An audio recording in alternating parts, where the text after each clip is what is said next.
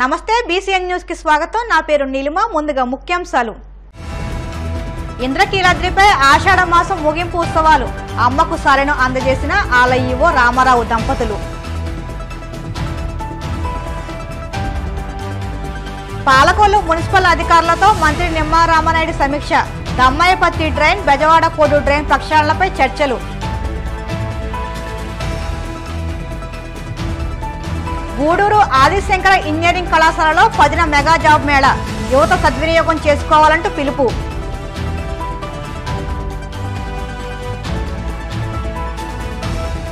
అనంతపురం జిల్లా కరిగానపల్లిలో ఎలుగుబంట్లు హల్చల్.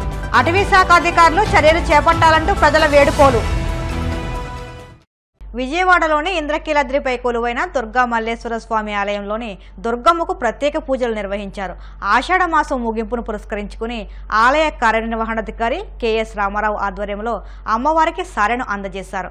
ఆలయ ఈవో రామారావు దంపతులు, ఆలయ అధికారులు, సిబ్బంది మంగళ వాయిద్యాల నడుమ ఆలయానికి చేరుకుని పవిత్ర సారెను సమర్పించారు. ఈ సందర్భంగా ఆలయ ఈవో మాట్లాడుతూ ఆషాఢ మాసం ముగింపు సందర్భంగా 50,000 మందికి పైగా భక్తులు సారె సమర్పణ కార్యక్రమంలో పాల్గొన్నారని తెలిపారు.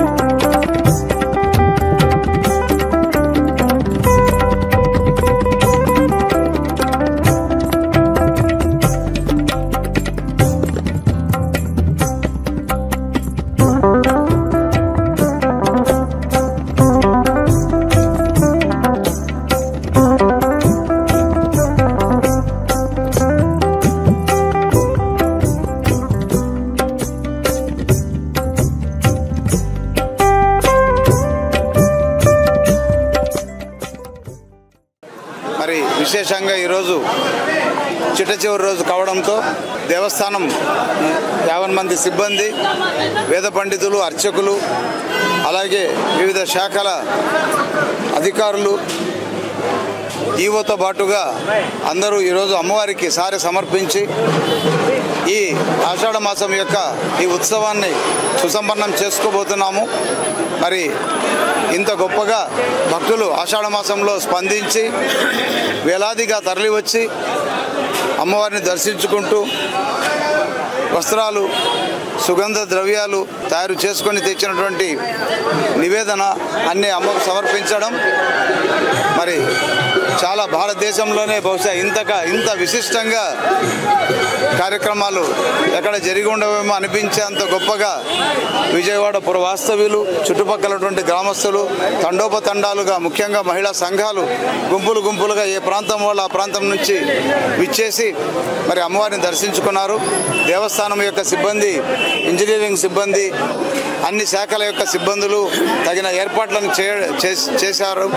అలాగే వైదిక సిబ్బంది 6వ ఫ్లోర్లో ప్రత్యేకంగా ఏర్పాటు చేసినటువంటి ప్రదేశంలో అమ్మవారికి సారె సమర్పించే కార్యక్రమాన్ని అతి గొప్పగా నిర్వహించి ఒక ఆషాఢ మాసానికి ఉన్న విశిష్టతను ప్రజలందరికీ చాటి చెప్పేలాగా దేవస్థానం సనాతన ధర్మం వైపు అడుగులు వేస్తున్నటువంటి ఆ తెలియజేసే కార్యక్రమాన్ని చాలా దిగ్విజయంగా చేసినందుకు అందరికీ ధన్యవాదాలు తెలియజేస్తూ పశ్చిమ గోదావరి జిల్లా పాలకొల్లు పట్టణంలోని ప్రధానంగా ఉన్న దమ్మాయపత్తి డ్రైన్, బెజవాడ కోడు డ్రైన్ ప్రక్షాళన పనులు యుద్ధ ప్రాతిపదికన చేపట్టినట్టు మంత్రి నిమ్మా రామనాయుడు తెలిపారు. పాలకొల్లు మున్సిపల్ కార్యాలయంలో అధికారులతో మంత్రి సమీక్ష నిర్వహించారు. గత 5 సంవత్సరాలుగా పూడికతీత చేపట్టకపోవడం వల్ల అనేక ప్రాంతాలు వర్షాకాలం ముంపున గురవుతున్నట్లు చెప్పారు. టిట్కో ఇళ్ల సముదాయంలో మిగిలిన పనులు పూర్తి చేసి త్వరితగతిన అర్హులందరికీ ఇళ్లు అందించినట్లు తెలిపారు. ఈ కార్యక్రమంలో మున్సిపల్ కమిషనర్ విజయసారథి, బోనం చిన్నబాబు, జక్కంపూడి కుమార్, ఉన్నమట్ల కవర్ది టీడీపీ నాయకులు పాల్గొన్నారు. పాలకొల్లు పట్టణానికి సంబంధించి దమ్మాయపత్తి కోడ్ ఏదైతే ఉందో దానివల్ల దగ్గర 10 వార్డులు ముంపుకు గురయ్యేవి. చిన్నపాటి వర్షానికి కూడా కమిషనర్ గారు, అదేవిధంగా మనకు సంబంధించినటువంటి నాయకులందరూ కూడా దగ్గరుండి ఆ దమ్మాయపత్తి కోడ్ని యుద్ధ ప్రాతిపదిక మీద క్లియర్ చేసుకుంటూ వెళ్ళడం, అదేవిధంగా ఏదైతే బెజవాడ కోడ్ వల్ల దగ్గర అక్కడ 7-8 వార్డులు అక్కడ ముంపుకు గురయ్యేది. ఆ బెజవాడ కోడ్ను కూడా మొగల్తూరు డ్రైన్ వరకు కూడా క్లీన్ చేసుకోవడం వల్ల కొంతమేర తాత్కాలికంగా సమస్య క్లియర్ అయినా భవిష్యత్తులో శాశ్వత ప్రాతిపదికన దమ్మయ్యపర్తికి సంబంధించి ఎంత నిధులు అవసరమో అవన్నీ కూడా ఇరిగేషన్తో ఎస్టిమేషన్ వేస్తే శాశ్వత పరిష్కారం చేయాలనేటువంటిది ఒకటి మనం రివ్యూలో చేయడం జరిగింది.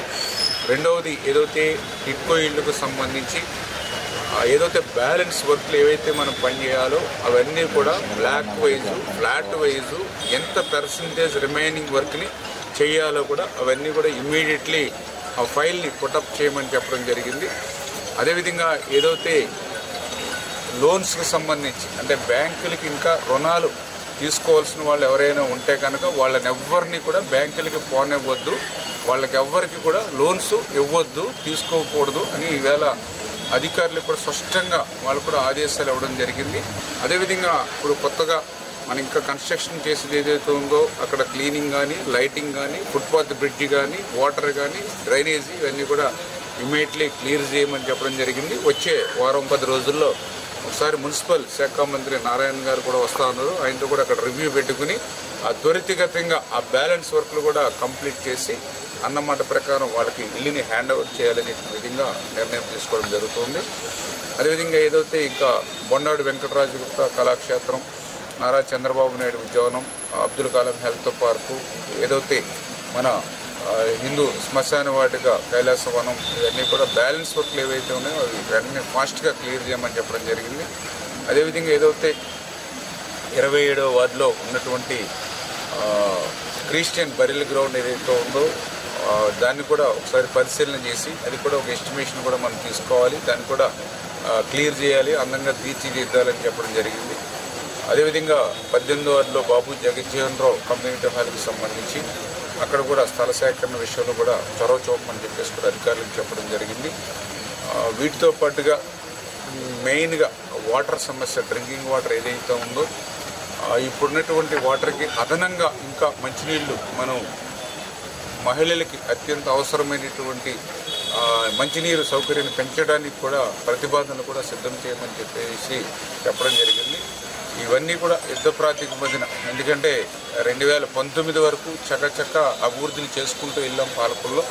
దురదృష్టవశాత్తు గత 5 సంవత్సరాల్లో అవన్నీ కూడా కుంటుపడిపోయి వెనక్కి 20 సంవత్సరాలు వెనక్కిపోయినటువంటి పరిస్థితుల్లో ఆ బ్యాలెన్స్ వర్క్లన్నింటినీ కూడా మళ్ళీ గత పాలనలో ఆగిపోయినటువంటి పనులు మళ్ళీ ఈ పాలనలో చేయవలసినవి, అంటే డబల్ వర్క్ డబల్ టైము మేము పనిచేస్తేనే అవన్నీ కూడా జరుగుతాయి. ఆ విధంగా అందరికి కూడా గైడ్ చేస్తూ స్పీడప్ చేసుకుంటూ వెళ్తూ.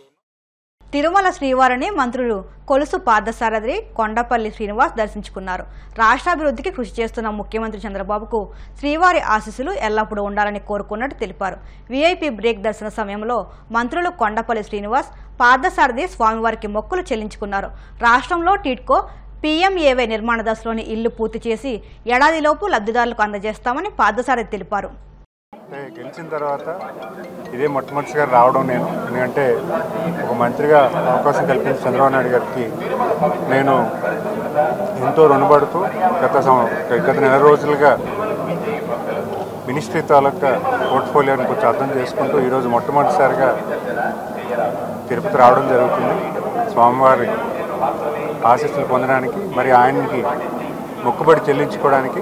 ఎందుకంటే ఈరోజు రాష్ట్రాన్ని కాపాడుకొని రాష్ట్రాన్ని ముందు దశకి మంచి దశలో తీసుకువెళ్ళడానికి ఈరోజు ఒకే దాటిగా ఎన్డీఏ ప్రభుత్వాన్ని గెలిపించిన ప్రధానికానికి, మరి ప్రజలందరికీ అండగా ఉన్న వెంకటేశ్వర స్వామి గారికి, వీళ్ళందరినీ ఇంత అవకాశం కల్పించిన యావత్ అందరికీ కూడా ధన్యవాదాలు తెలియజేసుకుంటూ ఈరోజు స్వామివారు ముఖ్యంగా ఇక్కడ వచ్చి నా తాలూకు మొక్కుబడి కుటుంబ సభ్యులందరితో కలిసి ఇక్కడికి వచ్చి మొక్కుబడి చెల్లించుకొని ఈరోజు దర్శించుకోవడం చాలా భాగ్యంగా. లయన్స్ క్లబ్ శ్రేయస్ కిరణ్ కంటి ఆసుపత్రి ఆధ్వర్యంలో కాకినాడలో ఏర్పాటు చేసిన మెగా ఉచిత కంటి వైద్య శిబిరాన్ని Lions District Governor E V V Eshwar Kumar ప్రారంభించారు. ఈ సందర్భంగా వక్తలు మాట్లాడుతూ లయన్స్ క్లబ్ శ్రేయస్ ఆధ్వర్యంలో మెగా శిబిరాన్ని నిర్వహించడం అభినందనీయమని అన్నారు. ఈ శిబిరంలో సుమారు 250 మందికి వైద్య పరీక్షలు నిర్వహించి 75 మందికి ఉచితంగా ఆపరేషన్ నిర్వహించడానికి ఏర్పాట్లు చేసినట్టు క్లబ్ అధ్యక్షురాలు సాలగ్రామ లక్ష్మీ ప్రసన్న తెలిపారు. ఈ మెగా శిబిరంలో స్థానిక నాయకులు, క్లబ్ సభ్యులు పాల్గొన్నారు. 36వ డివిజన్లో వార్డు మాజీ కార్పొరేటర్ అయినటువంటి సాలగ్రామ లక్ష్మీ ప్రసన్న గారు, సర్వేశ్వరరావు గారు ఆధ్వర్యంలో మరి వార్డులో లయన్స్ క్లబ్ శ్రేయస్ ఆధ్వర్యంలో కూడా పెద్ద ఎత్తున మెగా కంటి వైద్య శిబిరాన్ని ఏర్పాటు చేయడం జరిగింది. ఇక్కడ చుట్టుపక్కల ఉన్న ప్రజలందరూ కూడా ఈ వైద్య శిబిరానికి వచ్చి కంటి వైద్యులు మరి పరీక్షలన్నీ చేయించుకుంటూ ఉన్నారు. కిరణ్ కంటి ఆసుపత్రి వారి యొక్క సౌజన్యంతో మరి ఈ ఏర్పాటు చేసినటువంటి ఈ కార్యక్రమానికి శ్రేయస్ క్లబ్ సభ్యులందరికీ కూడా హృదయపూర్వకంగా ధన్యవాదాలు తెలియజేస్తున్నాను.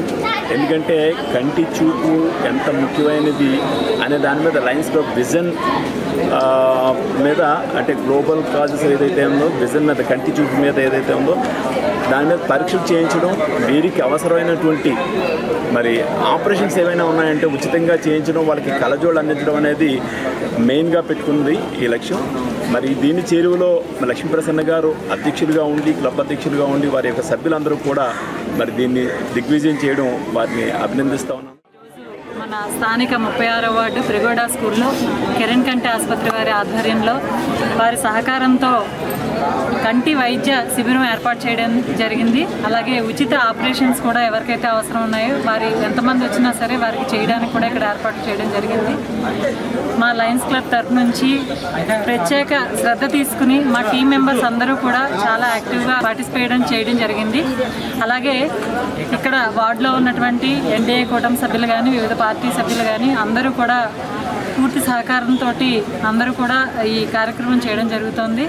అదేవిధంగా మనకి అన్ని లయన్స్ క్లబ్ మెంబర్స్ కూడా యాక్టివ్గా పాల్గొన్నారు. అలాగే ముందున్న గవర్నర్ గారు, తర్వాత ఉన్న గవర్నర్ గారు, ఇప్పుడున్న గవర్నర్ గారు కూడా ఇక్కడికి వచ్చి పాల్గొని మమ్మల్ని అప్రిషియేట్ చేసి వెళ్ళడం. సమాజ సేవే లయన్స్ వారి దృక్పథంతో ఈరోజు శ్రేయస్ లయన్స్ క్లబ్ వారి సౌజన్యంలో శ్రీమతి లక్ష్మీప్రసన్న గారి సారథ్యంలో 36వ వార్డులో ఉచిత కంటి పరీక్షలు చేయించి వారికి చికిత్స చేసే సౌకర్యాన్ని కల్పించారు. పొద్దున్నుంచి కూడా బారులు తీరి ఇక్కడికి అందరూ వచ్చి పరీక్షలు చేయించుకుంటున్నారు. కిరణ్ కంటాసుపత్రి వారి సౌజన్యంతో ఈ యొక్క సర్వీస్ని యాక్టివిటీని చేయడం జరుగుతుందని తెలియజేయడానికి నేను సంతోషిస్తున్నాను.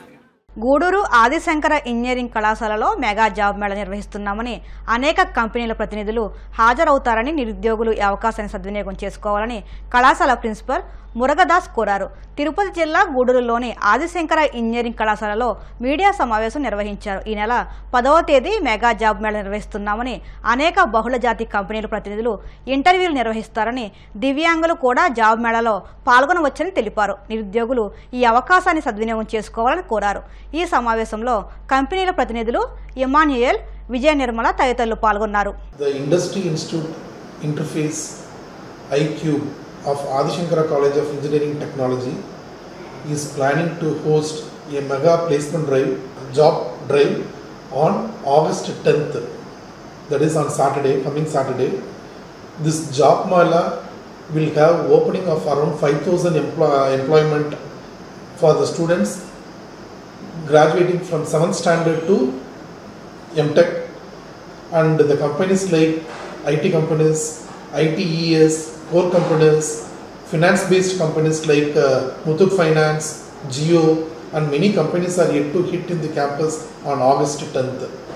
So the students who are in the grade between 7th to MTech, we request to use this good opportunity and get placed one among 5,000 students across the India.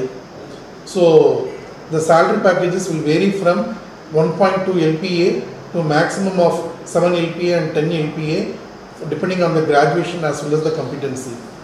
So I request all the beneficiaries to use this wonderful opportunity on August 10th and attend the job mela and win the exciting opportunity and propel your career in the coming days.